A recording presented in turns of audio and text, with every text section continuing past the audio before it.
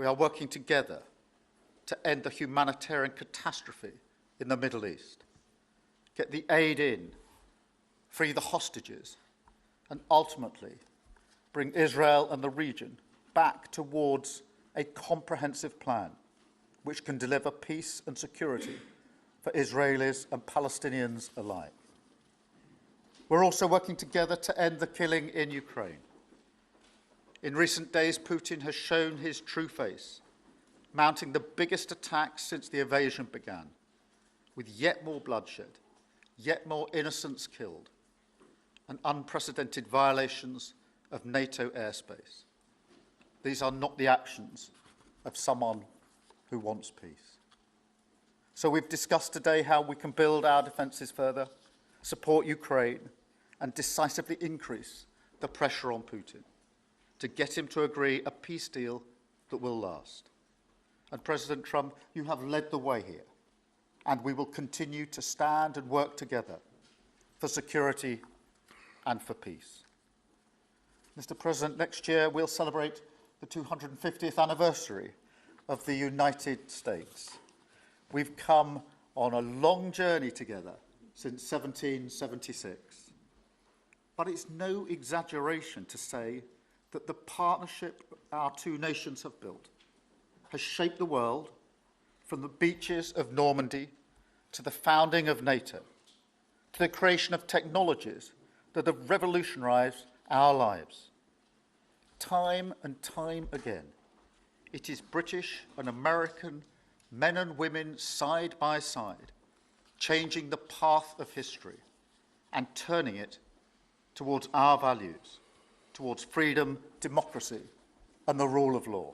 A plan for peace, which we're working hard on, which not only did we discuss this morning, but our two teams have been working together on, that the question of recognition needs to be seen. And so it's part of that overall package which hopefully takes us from the appalling situation we're in now to the outcome of a safe and secure Israel, which we do not have, and a viable Palestinian state. Thank you.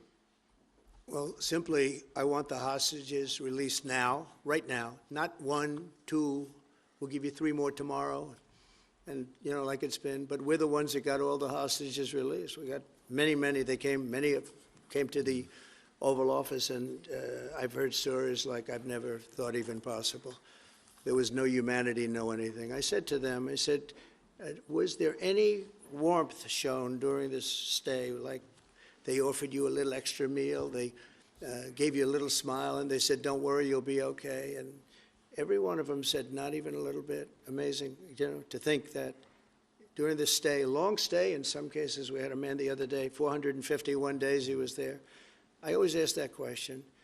And was there any warmth shown? Just a little word of, you know, encouragement. And the answer is every time, absolutely not. I'm shocked to hear it, because in the worst cases, there's always somebody that comes through.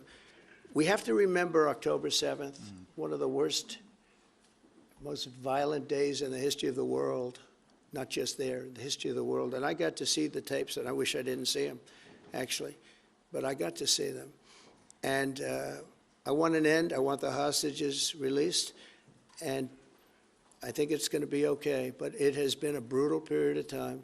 But this has been going on for a long time. This is not something that's over the last year, 2 years, but this has been for decades and decades.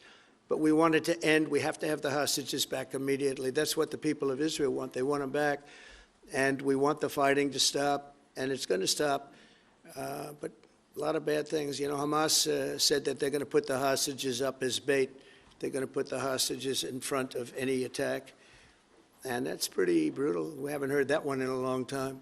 So we have to remember that. So I have a disagreement with the Prime Minister on that score. Okay? One of our few disagreements, actually. And then for both of you on... But you do understand about October 7th. Of course, you do understand. So believe me, I understand. One of the worst days in the history of humanity. What happened, I have seen the tapes. Babies that are 4 months old and just chopped up to pieces. And you've seen the tapes, and I've seen the tapes. You're a professional, and so am I. And people forget about October 7th. I can't forget about it. So I want it to end, but I want the hostages back. I don't want the hostages used as human shields, which is what Hamas is threatening to do. But as soon as they're back, that's the moment you will tell Netanyahu Well, to stop. it would certainly help, but I have to have the hostages back. And I don't want them back piecemeal, as I said before. I want them back.